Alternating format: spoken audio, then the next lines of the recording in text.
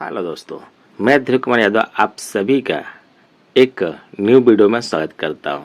ठीक है, जो गेमजे ऐप है जहां पे आप क्रिकेट फंड्स भी खेल सकते हैं और अदर गेम्स भी खेल सकते हैं। तो यहां पे जो 1 अप्रैल 2023 जो TDS लागू हुआ है उसको एग्जाम्पल के साथ इस वीडियो में हम आपको बताएंगे। फिर भी अगर आपको न समझ में आए, अगर आपको कोई भी डाउट हो तो आप कमेंट बॉक्स में पूछ सकते हैं। हम आप प्रयास करेंगे कि आपको हम वो समझा पाए। ठीक है, और अभी तक आपने इस गेमजे ऐप को डाउनलोड नहीं किया है तो इस वीडियो के डिस्क्रिप्शन में इस ऐप का लिंक मिल जाएगा, वहां से जाके आप डाउनलोड कर सकते हैं। Oh shit! No! It is possible, it is possible. नहीं, ऐसा नहीं हो सकता। कह दो कि ये झूठ है। फाइनेंस एक्ट 2023 के अनुसार जो आपका TDS जो पॉलिसी है जो 1 अप्रैल 2023 अप्लीकेबल हो चुकी है, वहाँ पर TDS आपको विथड्रॉल या डिपॉजिट के टाइम देना होगा।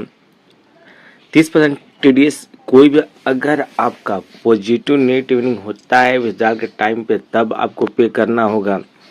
साथ ही अगर साल के अंत में आपके वॉलेट में जो भी बैलेंस बच जाता है तो उससे एक विथड्रॉल अमाउंट माना जाएगा और उस पर आपका TDS कटेगा। TDS कटने के बाद जो भी आपका अमाउंट बचेगा उसे अगले साल के लिए यानी अगले फाइनेंशियल ईयर के लिए उसे डिपॉजिट मनी के रूप में कैरी फॉरवर्ड कर दिया जाएगा और उस मनी को अगर आप अगले साल में विथड्रॉल करते हैं तो उस पर आपको कोई TDS पे नहीं करना है।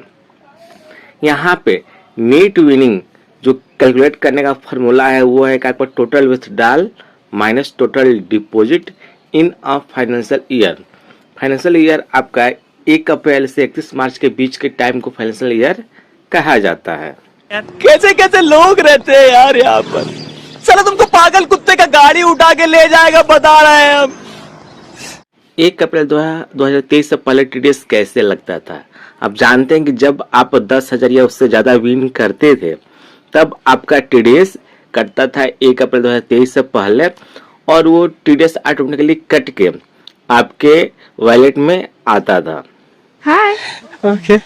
अब हम लोग जानते हैं कि how is the current TDS policy different from the last TDS policy of FY 2022-2023। तो यहाँ पे अगर आप 10,000 या उससे ज़्यादा भी विन करते हो तो आपका कोई भी ऑटोमेटिकली TDS नहीं कटेगा। फॉर एग्जांपल अगर आप 11,000 विन करते हैं तो आपका वॉलेट में टोटली 11,000 आ जाएगा। ठीक, यह TDS उसी समय अप्लीकेबल होगा जब कोई भी यूज़र इस पैसे को अपने बैंक अकाउंट या कहीं भी विथड्रॉल करेगा और साथ ही साथ अगर आपका विनिंग यानी नेट विनिंग अगर माइनस होता है या 0 होता है तो आपको कोई भी TDS पे नहीं करना होगा।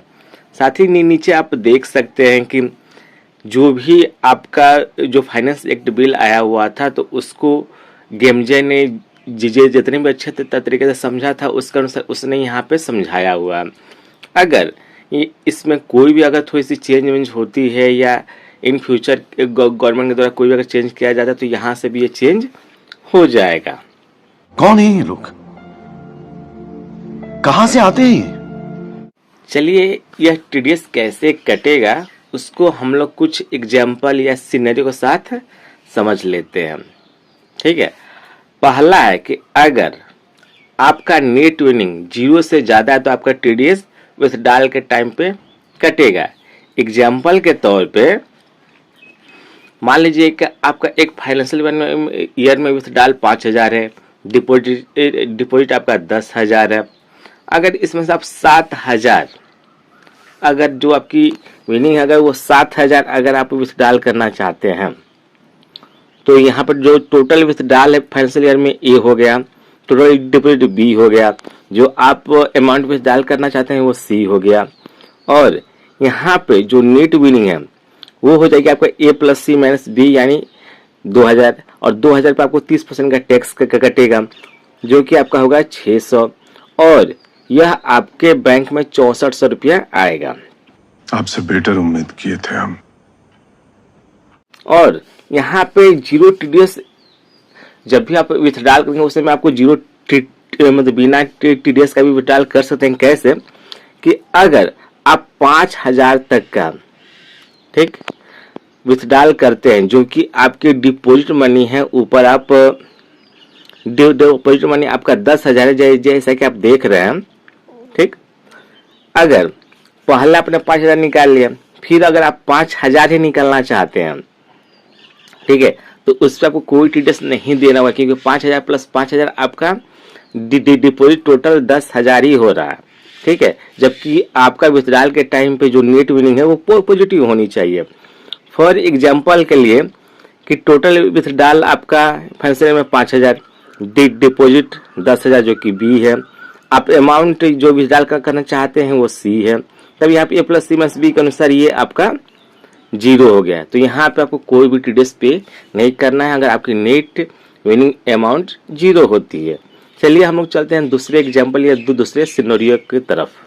क्या बात है सर, क्या बात है सर, क्या बात, ये बात है। दूसरा केस है कि अगर आपने किसी अमाउंट पर ऑलरेडी टीडीएस पे कर दिया है, तो आगे आपको उस अमाउंट तक का टीडीएस पे करने की कोई ज़रूरत नहीं है।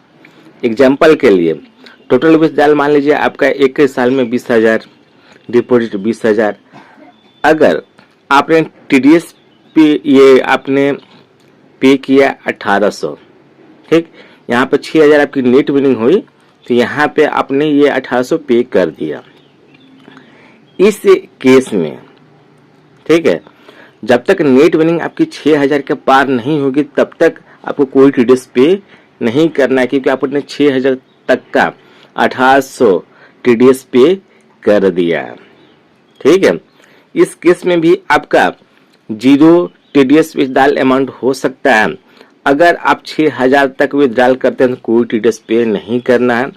अगर आप 10,000 विथड्रॉल करते हैं तो आपका 10,000 में से 6,000 माइनस करके यानी जो 4,000 है उसी पे आपका 30% का टैक्स यानी 1,200 आपको पे करना है। हाँ भाई,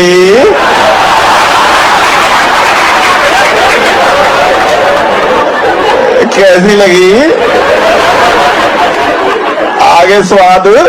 तीसरा केस है कि अगर आपने साल में कभी भी टैक्स पे कर दिया, अगर आपकी नेट विनिंग हुई लेकिन उसके बाद आप लॉस में जाने लगे, यानी आपकी नेट विनिंग लॉस में जाने लगे, तो फिर क्या होगा। फॉर एग्जांपल यहाँ पे टोटल विथड्रॉल अमाउंट ए यानी 40,000, टोटल डिपॉजिट अमाउंट बी यानी 20,000, नेट विनिंग यहाँ से आपकी 40 में से 20,000 माइनस हुआ तो हो गया 20,000। आपने उस समय तक जो टीडीएस पे किया हुआ है वो 6,000 हो गया। इसके बाद ठीक आप लॉस में जाने लगे, तो जो भी आप ज़्यादा टीडीएस पे किए हैं वो साल के अंत में जब भी आप अपना टैक्स फाइल करेंगे उसमें इस टीडीएस यानी जो आपने ज़्यादा टीडीएस पे किया है उसे क्लेम कर पाएंगे। सही पकड़े हैं। चौथा केस, मान लीजिए कि साल के अंत में आपके वैलेट में कुछ बैलेंस बच गया, तो उससे एक विथड्रॉल अमाउंट बना जाएगा, उस पर आपका टीडीएस कटेगा।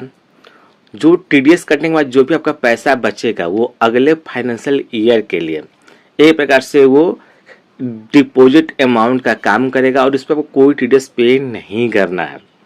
फॉर एग्जांपल के लिए यहाँ पे आप देख सकते हैं कि total withdrawal in financial year में आपका टोटल विथड्रॉल 40,000 ए है, टोटल डिपॉजिट आपका 40,000 बी हुआ।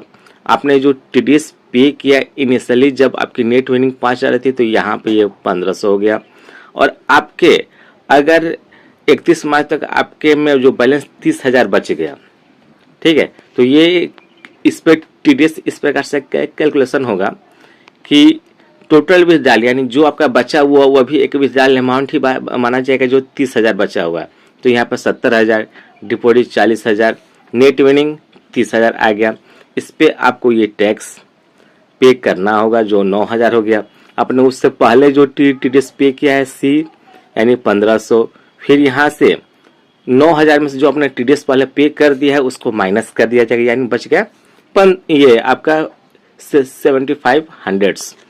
तो इसी 7,500 पे आपको जो ये पैसा 30,000 में से माइनस कर दिया जाएगा, यानी 22,500 बचेगा।